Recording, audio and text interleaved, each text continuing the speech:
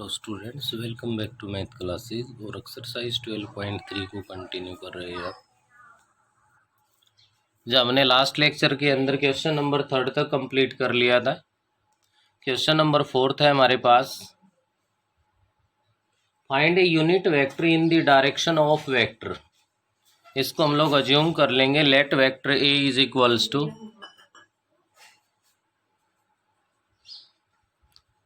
First part में vector A से मैं इसको अज्यूम कर लेता हूँ। तो ये अपने पास है बेटे √3i प्लस j। इसका फर्स्ट पार्ट 2D को रिप्रेजेंट कर रहा है, सेकंड पार्ट है वो 3D को रिप्रेजेंट कर रहा है। तो आप हमेशा ये ध्यान रखिए, जब भी आपके पास ये आ जाए find a unit vector in the direction, find a unit vector parallel to vector in the direction और पैरेलल टू वेक्टर अगर आ जाए तो आपको वहाँ पे फाइंड करना है a। और स्टार्टिंग में ही अगर आपने रिजल्ट पढ़ा हो, जहाँ यूनिट वेक्टर का रिजल्ट आया था, वहाँ पे जो आपका a है वो इक्वल होता है किसके,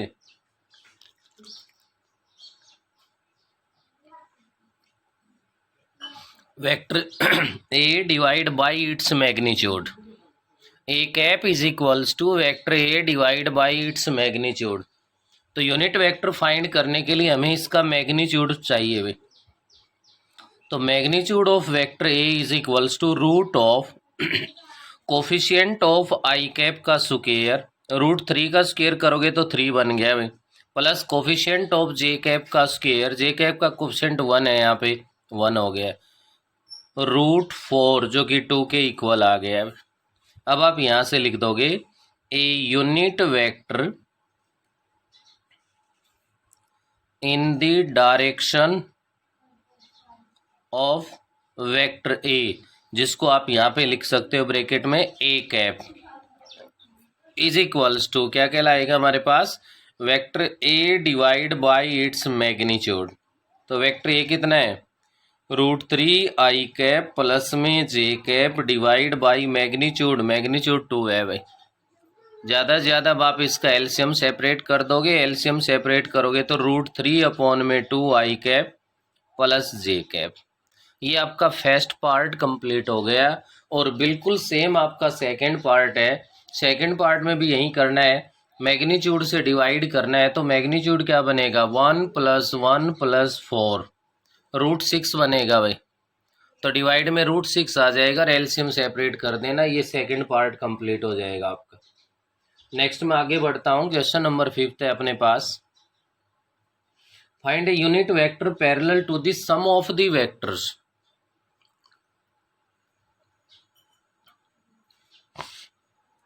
मैंने अभी आपको बताया था, find a unit vector in the direction कह दे या पैरेलल टू वेक्टर कह दे, दोनों का मीनिंग यहाँ पे सेम होगा। तो 2 वेक्टर्स गिवन है, तो फर्स्ट को मैंने वेक्टर ए से अज्यूम कर लिया।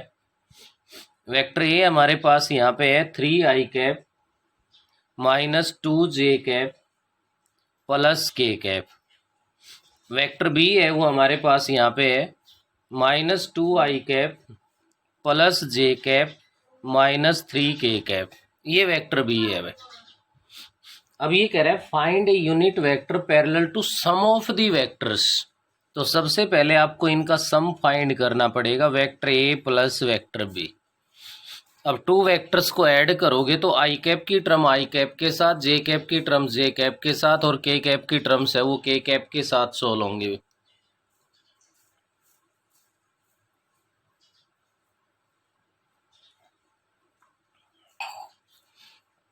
ऐसा करते हैं, ध्यान देंगे, 3i माइनस 2i आ गया भाई, -2j प्लस j माइनस का j आ गया, k माइनस 3k माइनस का 2k आ गया।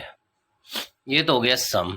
अब ये कह रहा है इसकी डायरेक्शन में, अभी एक सिंगल वेक्टर ही तो रिप्रेजेंट कर रहा है, यहाँ a प्लस भी जरूर है लेकिन ये एक सिंगल ही तो वेक्टर है।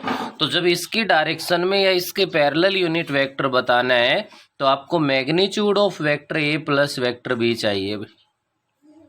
मैग्नीट्यूड क्या बन गया, √1 + 1 + 4i j k के कोफिशिएंट्स के स्क्वायर का सम है, किसके इक्वल आ गया, √6 के इक्वल आ गया। यहाँ पे आप लिख दोगे a unit vector parallel to the sum of vector A and vector B, sum of the vector A and vector B.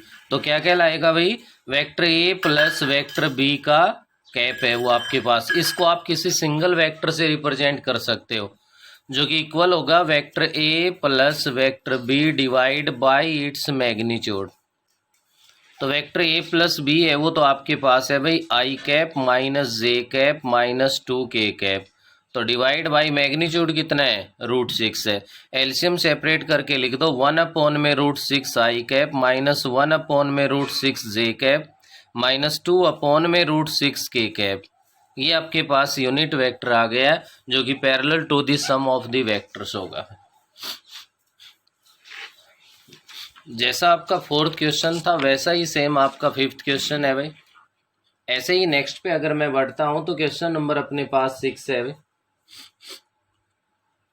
आपने जो 5th किया है उसी फॉर्म को ये फॉलो कर रहा है।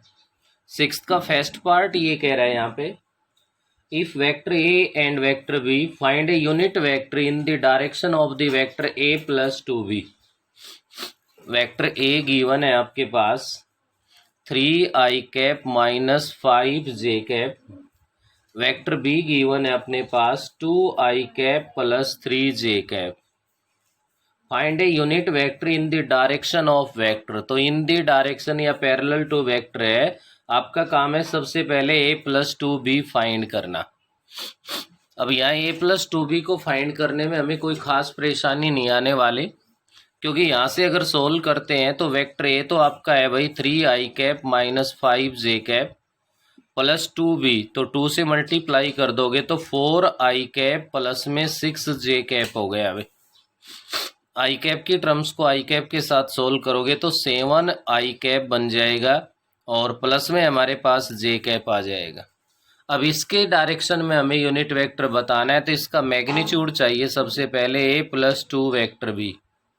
तो मैग्नीट्यूड आपके पास बन गया √49 प्लस में 1, √50 बन गया जो कि 5√2 आ गया। अब हमें क्या बताना है, a unit vector in the direction of vector vector A plus 2 vector B is equals to क्या कहलाएगा, a plus twice of vector B divide by magnitude of vector A plus twice of vector B. तो a plus twice of vector B तो आपका equal है किसके, 7i cap plus j cap divide by its magnitude 5√2। LCM separate कर दो, आपका question complete हो गया। नेक्स्ट आपसे कह रहा है find a unit vector in the direction of the vectors. Second जो पार्ट है उसके अंदर इन द डायरेक्शन ऑफ क्या लिखा हुआ है, ध्यान दीजिए, vector A minus 2 vector B plus 3 vector C. If vector A vector B vector C, तो जो भी आपके पास गिवन है वेक्टर ए पुट कर दो, वेक्टर बी पुट कर दो, वेक्टर सी पुट कर दो। सॉल्व करोगे तो एक सिंगल वेक्टर ही तो आना है, तो इसका मैग्नीट्यूड ले लो और इसको इसके मैग्नीट्यूड से डिवाइड कर दो, वो यूनिट वेक्टर आ जाएगा। नेक्स्ट अपना क्वेश्चन नंबर 7 है। 7th क्वेश्चन में कह रहा है find a vector in the direction of vector that has magnitude. First part ले लो या सेकंड पार्ट ले लो, दोनों ही कंडीशन में सेम कहानी है, दैट हैज मैग्नीट्यूड। तो ऐसे केस में ध्यान रखना जब मैग्नीट्यूड गिवन हो तो आप लोग यूनिट वेक्टर फाइंड करके उस मैग्नीट्यूड से मल्टीप्लाई कर दो, आपके पास वो वेक्टर बन जाएगा जो उसकी डायरेक्शन में होगा और उसका मैग्नीट्यूड उसी के इक्वल होगा। तो मैं सेकंड पार्ट ले रहा हूं यहाँ पे, let vector A is equals to minus I cap plus 2j cap plus 2k cap. तो सबसे पहला काम है अपना यूनिट वेक्टर फाइंड करेंगे, तो इसके लिए हम लोग इसका मैग्नीट्यूड फाइंड कर देंगे बेटे। मैग्नीट्यूड फाइंड करोगे तो ये बनेगा 1 + 4 + 4, जो कि आपके पास √9 बन गया, 3 के इक्वल आ गया है। आप फाइंड करोगे a unit vector in the direction of vector A is equals to vector मतलब ए कैप, तो vector A divide by its magnitude, तो वेक्टर ए है माइनस का I cap plus 2 J cap plus 2 K cap divide by 3। तो ये तो आ गया आपके पास क्या भाई, -1/3 आई कैप प्लस 2/3 जे कैप प्लस 2/3 के कैप। ये तो वो यूनिट वेक्टर आ गया जो कि आपके पास वेक्टर ए की डायरेक्शन में है। अब हमसे तो फाइंड ये करवा रहा है, find a vector in the direction of vector A has magnitude 7 units.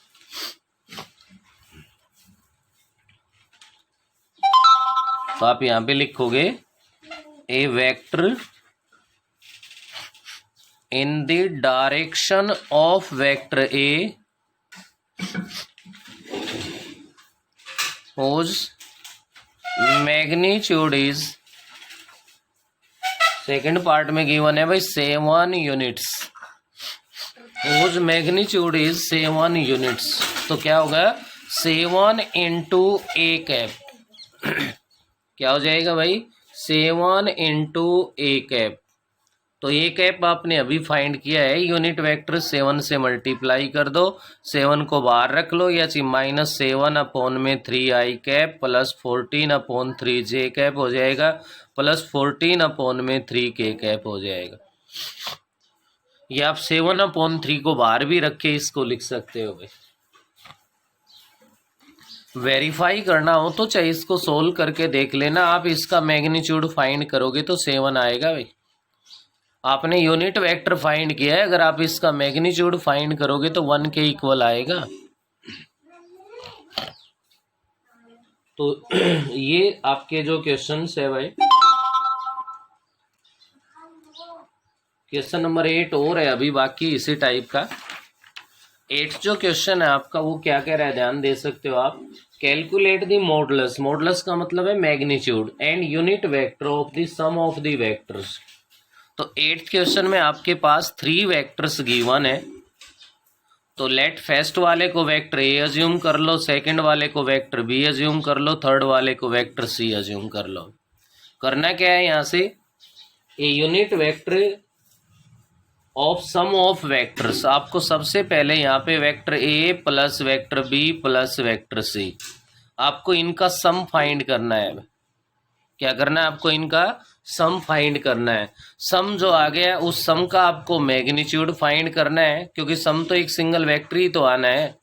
और मैग्नीट्यूड आने के बाद यूनिट वेक्टर जो आपका यहाँ से बन जाएगा वो vector A plus vector B plus vector C divide by its magnitude. तो कुछ भी डिफरेंट नहीं है, बस इतना ही डिफरेंट है कि आपको इनका क्या करना है, सम करना है।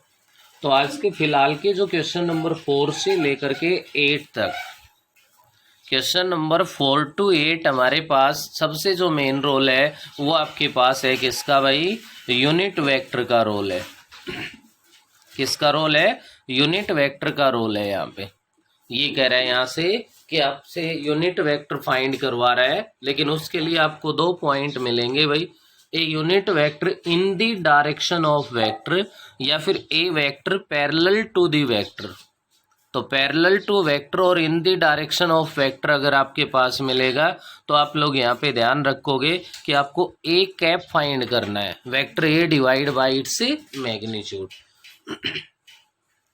नेक्स्ट अपने पास आगे चलते हैं, क्वेश्चन नंबर 9 है भाई। 9th जो क्वेश्चन है आपके पास वो क्या कह रहा है, इसके अंदर ध्यान देंगे आप। If the position vector vector A of the point 5n, ये कह रहा है कि वेक्टर ए है उसका जो 5n कोई पॉइंट है, उसका पोजीशन वेक्टर है वो वेक्टर ए है। तो यहां से आप लोग लिख सकते हो vector A is equals to 5i cap plus n j cap, 5i cap plus में n j cap is such that magnitude of A is equals to 13। Magnitude of A is equals to 13। Find the value of A की value find करवा रहा है। बेटे आपको अगर ध्यान हो तो हमने जो इससे पहले वाली क्लास थी उसके अंदर डिस्कस भी किया था, जब भी किसी पॉइंट के कोऑर्डिनेट गिवन हो चाहे वो 2D है या 3D है, जैसे 2 3 किसी पॉइंट के कोऑर्डिनेट है, तो इसका पोजीशन वेक्टर अगर हम लोग फाइंड करेंगे तो वो 2i cap plus 3j cap बनेगा। क्या बनेगा? इसका पोजीशन वेक्टर है वो 2i कैप प्लस में 3j कैप बनेगा हमारे पास। तो यहाँ से आपके पास ये कह रहा है कि 5n कोई पॉइंट है, उसका पोजीशन वेक्टर है वो वेक्टर ए है, तो vector A is equals to 5i cap plus में nj कैप बन गया है। ऐसा करने के बाद नेक्स्ट अपने पास क्वेश्चन में गिवन है कि मैग्नीट्यूड ऑफ ए है वो 13 के इक्वल है। अब मैग्नीट्यूड ऑफ ए क्या बनेगा? यहाँ से root of coefficient of I cap का स्क्वायर 25 बन गया, plus coefficient of J cap का स्क्वायर क्या बन गया हमारे पास? एन स्क्वायर बन गया, इज इक्वल्स टू 13 है। ऐसा करने के बाद हमें तो एन की वैल्यू फाइंड करनी है, एन के लिए सोल्व करना है, तो squaring on both sides, squaring on both side कर दोगे तो ये बनेगा 25 plus n square is equals to 169। 25 plus n square is equals to 169, और यहाँ से हमारे पास n square is equals to बन गया 169 माइनस में 25। तो आप लोग क्या करेंगे? ये बन गया N square is equals to 144। N square is equals to बन गया हमारे पास किसके इक्वल? 144 के इक्वल आ गया, और 144 के इक्वल आ गया तो यहाँ से taking square root on both side, then n is equals to plus minus 12 आ जाएगा हमारे पास। n की वैल्यू है वो किसके इक्वल आ गई भाई? प्लस माइनस 12 के इक्वल आ गई हमारे पास। ये था आपका क्वेश्चन नंबर 9। नेक्स्ट आगे बढ़ते हैं अपने पास, क्वेश्चन नंबर 10 है write the direction ratio of the vector and hence find its direction cosine. एक बार फिर से आपके पास यूनिट वेक्टर का ही क्वेश्चन आ गया भाई दोबारा से। देखिए क्वेश्चन नंबर 10 है जिसका फर्स्ट पार्ट है, वेक्टर गिवन है जिसको मैंने अज्यूम कर लिया let vector A is equals to, vector A से इसको लिख लिया भाई, क्या गिवन है ये? I cap plus 2j cap plus 3k cap, ये वेक्टर ए है। ये कह रहा है write the direction ratio and direction cosine. तो सबसे पहले डायरेक्शन रेशियो की बात कर रहा है, तो डायरेक्शन रेशियो तो आप लिख सकते हो, डायरेक्शन रेशियो क्या कहलाएंगे भाई अपने पास? यहाँ पे डायरेक्शन रेशियो जो बनेंगे वो आपके पास आ गए क्या? यहाँ से जो coefficient of I cap J cap के कैप, आई कैप का कोफिशिएंट है वो 1 है, जे कैप का कोफिशिएंट है वो 2 है, के कैप का कोफिशिएंट है वो 3 है। कोई भी वेक्टर गिवन हो उसके डायरेक्शन रेशियो, उसके जो स्केलर कंपोनेंट्स है वो ही उसके डायरेक्शन रेशियो है। हमें नेक्स्ट जो फाइंड करना है वो डायरेक्शन कोसाइन फाइंड करना है। कोई भी यूनिट वेक्टर है, यूनिट वेक्टर के स्केलर कंपोनेंट्स उसके डायरेक्शन कोसाइन होते हैं। तो आप लोग यहाँ से क्या फाइंड कर दो? Unit vector. Unit vector find करने के लिए वेक्टर ए चाहिए और इसका मैग्नीट्यूड चाहिए भाई हमें। तो ए का मैग्नीट्यूड फाइंड करोगे तो रूट ऑफ 1 प्लस 4 प्लस 9 हो गया। ये आपके पास बन जाएगा किसके इक्वल है? रूट 14 के इक्वल आ जाएगा। अब इसकी हेल्प से आप लोग ए कैप फाइंड कर दोगे जो कि इक्वल होता है vector A divide by its magnitude. तो वेक्टर ए आपका i cap plus 2j cap plus 3k cap है, तो रूट 14 से डिवाइड कर दो आप। 1 अपॉन में रूट 14 आई कैप बन गया, 2 अपॉन रूट 14 जे कैप बन गया, 3 अपॉन रूट 14 के कैप बन गया। यूनिट वेक्टर आने के बाद आप लोग यहाँ से इसके अंदर लिख सकते हो डायरेक्शन कोसाइन, डायरेक्शन कोसाइन क्या क्या बनेंगे भाई? 1 अपॉन में रूट 14, 2 अपॉन में रूट 14 और नेक्स्ट 3 अपॉन में रूट 14। ये हमारे पास इस वेक्टर ए के डायरेक्शन कोसाइन हो गए।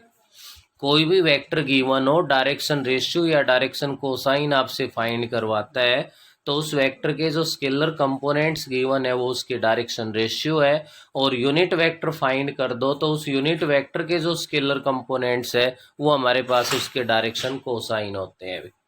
ऐसा ही सेम इसका सेकंड पार्ट आपके पास है, write the direction ratio of the vector. केवल डायरेक्शन रेशियो पूछ रहा है भाई, इसमें तो डायरेक्शन कोसाइन भी नहीं फाइंड करवा रहा है।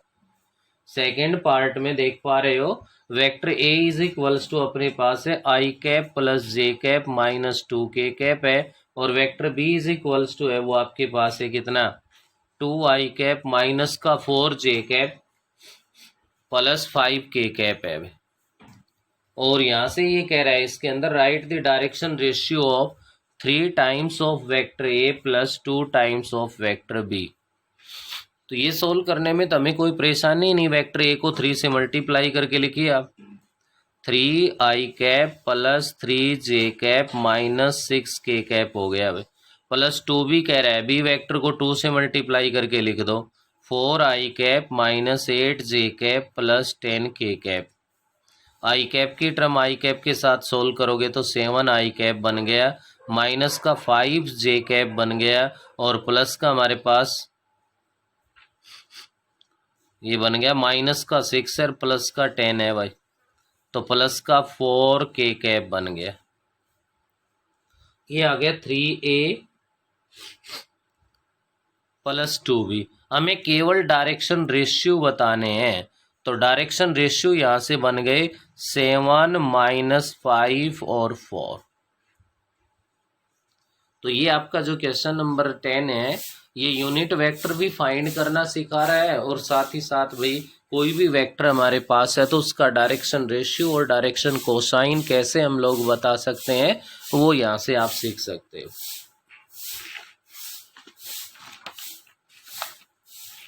नेक्स्ट है भाई अपने पास क्वेश्चन नंबर 11 है। 11th जो क्वेश्चन है उस पर आप लोग ध्यान देंगे। 11th क्वेश्चन में कंप्लीट में एक ही बात कह रहा है, prove that the points are collinear. अगर आप लोगों को ध्यान हो तो आपने लास्ट एक्सरसाइज सेकंड एक्सरसाइज में किया था, वहाँ पर भी 3 पॉइंट्स के पोजीशन वेक्टर थे, पॉइंट कोलिनियर प्रूव कर दिए थे। यहाँ भी अपना वही काम है, कोऑर्डिनेट की हेल्प से चाहे डायरेक्ट वेक्टर फाइंड कर दो और चाहे इनके पोजीशन वेक्टर लिख दो। अगर फर्स्ट पार्ट की बात करूँ तो इसमें गिवन है ए के जो कोऑर्डिनेट्स है वो है 3 माइनस 2 4 है, बी के कोऑर्डिनेट्स है वो 1 1 1 है, और सी के जो कोऑर्डिनेट्स है हमारे पास, सी के जो कोऑर्डिनेट्स है वो है हमारे पास यहाँ पे भाई क्या, माइनस का 1 है, प्लस का 4 है, माइनस का 2 है। ये आपके पास ए बी सी 3 पॉइंट्स के कोऑर्डिनेट्स गिवन है, हमें इनको कोलिनियर प्रूव करना है। तो वही काम है सेम, अगर 3 पॉइंट गिवन है तो आपके पास 3 पेयर बनते हैं। आप यहाँ से वेक्टर ए बी फाइंड कर सकते हो, वेक्टर बी सी फाइंड कर सकते हो, वेक्टर ए सी फाइंड कर सकते हो। इन 3 में से हम किन्हीं भी 2 को फाइंड करना है, वो आपकी मर्जी, आप किस 2 को फाइंड करना चाहते हो। सबसे पहले अगर मैं वेक्टर ए बी फाइंड करना चाहूँ तो वेक्टर ए बी फाइंड करने के भी 2 ऑप्शन है हमारे पास। फर्स्ट ऑप्शन तो ये है कि आप लोग इनके पोजीशन वेक्टर लिख सकते हो। ए का पोजीशन वेक्टर लिखो जो इसके सेकंड पार्ट में लिखा हुआ है, ए का पोजीशन वेक्टर है वो 3i cap minus 2j cap plus 4k cap बनेगा। बी का पोजीशन वेक्टर लिख दो, vector A B means position vector of B minus position vector of A. एक सेकंड रूल आपका क्या है, वो है x2 minus x1 i cap plus में y2 minus y1 j cap, और प्लस में हमारे पास बनेगा z2 minus z1 k cap हो जाएगा। तो यहाँ से अपने पास बन गया भाई x2 माइनस x1 1 माइनस में 3 माइनस 2i कैप हो गया, और नेक्स्ट बनेगा y2 minus y1 1 plus 2 3j cap हो जाएगा, और प्लस में z2 माइनस में z1 1 माइनस में 4 माइनस का 3k कैप हो जाएगा। ये आने के बाद अगर इससे आगे मैं बात करूं तो नेक्स्ट मैं वेक्टर BC फाइंड करने जा रहा हूं। अगर BC फाइंड करता हूं तो यहाँ भी यही लगेगा x2 minus x1 minus 1 minus 1 minus का 2i कैप हो गया, y2 माइनस y1 प्लस का 3j कैप हो गया, z2 माइनस z1 माइनस का 3k कैप हो गया। तो देखिए वेक्टर AB और वेक्टर BC को ऑब्जर्व कीजिए, ध्यान दीजिए, दोनों इक्वल है। इक्वल है तो यहाँ से आप लिख सकते हो from equation first and second vector A B is equals to vector BC। देखिए हर किसी में इक्वल आएगा ये जरूरी नहीं है, हाँ ये जरूरी है, ये कंडीशन जरूर बनेगी ऐसे केस में, vector A B is equals to M times of vector B C या एस सी जो भी लेते हो, कोई न कोई स्केलर यहाँ आएगा, चाहिए वो स्केलर पॉजिटिव हो, नेगेटिव हो, हाफ हो, 1/3 हो, ट्वाइस हो, 4 टाइम्स हो, कैसे भी हो सकता है। तो आप लोग यहाँ से क्या लिखोगे भाई, इसके अंदर वेक्टर ए बी एंड, ये सबसे पहले ये लिखा जाएगा कि A B parallel to B C but point B is a common point. अगर पॉइंट बी कॉमन है तो देन आप कह सकते हो vector A B and vector B C are collinear. A B और बी सी वेक्टर कोलिनियर होंगे, और A B B C vector collinear है तो इसका मतलब ये होगा points A B and C are collinear. ये आपको यहाँ पे काम करना है। सेकंड पार्ट है, सेकंड पार्ट को अगर पोजीशन वेक्टर से करना चाहते हो तो पोजीशन वेक्टर से कर दो, और वापस कोऑर्डिनेट बनाना चाहते हो तो सेम इसी तरह बन जाएगा। ए के कोऑर्डिनेट क्या क्या लाएंगे, -2 +3 +5। बी के कोऑर्डिनेट 1 2 3। सी के कोऑर्डिनेट 7 0 -1। देखिए जे कैप की टर्म नहीं है तो उसका कोफिशिएंट 0 है, ना कि जे कैप 0 है। तो सी के कोऑर्डिनेट अगर आप लोग लिखो तो यहाँ से क्या बनेंगे 7 0 -1। तो कोऑर्डिनेट्स लिख लेना, अदरवाइज ये पोजीशन वेक्टर गिवन है भाई। जब ए और बी के पोजीशन वेक्टर है तो वेक्टर ए भी फाइंड कर सकते हैं हम लोग, position vector of B minus position vector of A की हेल्प से। क्लियर है भाई। ये था आपका क्वेश्चन नंबर 11। नेक्स्ट आगे बढ़िए, आपका क्वेश्चन नंबर 12 है भाई। The position vector of A, B, C and D are respectively show that line AB and CD parallel। इससे आसान कुछ हो भी नहीं सकता। आपके पास यहाँ गिवन है position vector of A, position vector of B, position vector of C, position vector of D. आपको प्रूव करके दिखाना है कि A B parallel to C D. तो आपका काम केवल और केवल क्या है, वेक्टर ए बी फाइंड करना है और वेक्टर सी डी फाइंड करना है। ए बी और सी डी वेक्टर फाइंड करने के बाद यहाँ से ऑब्जर्व करोगे तो vector A B is equals to vector M times of vector C D बनेगा भाई। अब यहाँ क्या होगी कहानी, यहाँ ए बी और सी डी में कोई कॉमन नहीं है, और कॉमन नहीं है तो आप लोग यहाँ पे लिख दोगे कि ए बी पैरेलल होगा किसके, सी डी के होगा। तो ये आपको खुद सोल्व करना है यहाँ पे। नेक्स्ट अपना ध्यान दो तो क्वेश्चन नंबर 13 है आपका, ए बी सी डी, फिर वहीं से आपके पास वर्टिसेस ऑफ ए क्वाड्रिलेटरल लिखा हुआ है, show that A B parallel C D and A B is equals to half of C D. Same यही है भाई, 12 वाली कहानी है यहाँ भी। क्वेश्चन नंबर 13 है, ध्यान देंगे आप।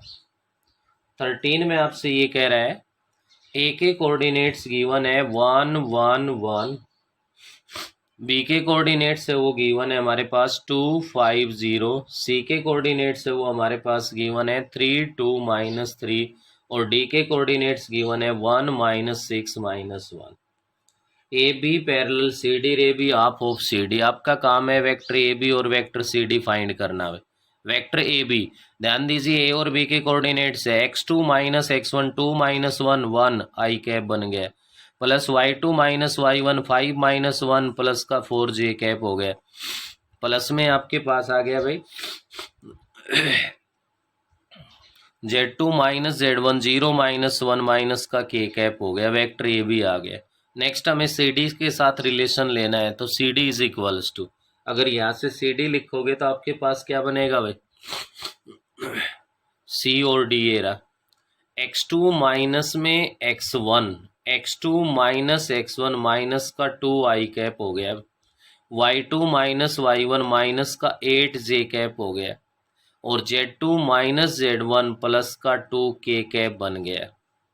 यहाँ से ध्यान दीजिए vector C D is equals to minus का 2, अगर मैं कॉमन ले लूँ, माइनस का 2 कॉमन ले लो तो ये i cap plus 4 J cap minus के कैप हो गया भाई, और ये किसके इक्वल है, आपके सामने ये लिखा हुआ वेक्टर ए बी है भाई।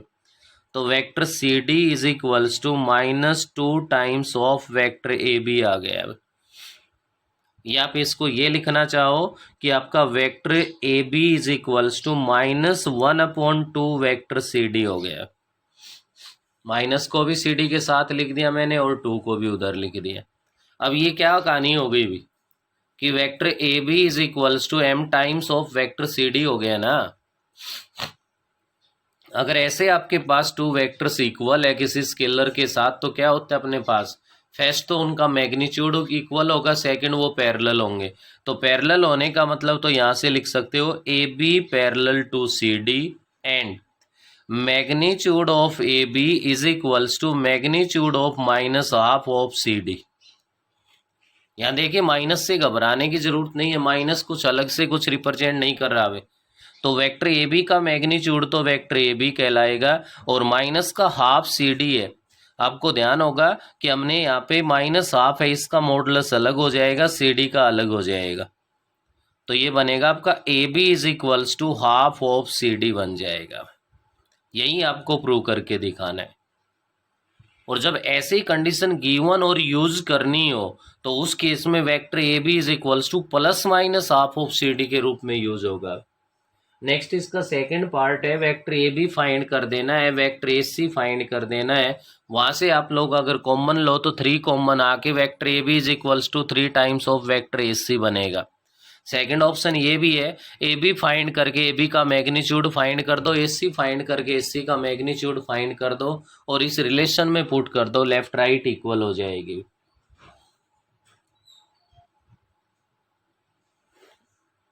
तो बेटे इसमें क्वेश्चन नंबर 13 तक है वो आप लोग कर लेंगे।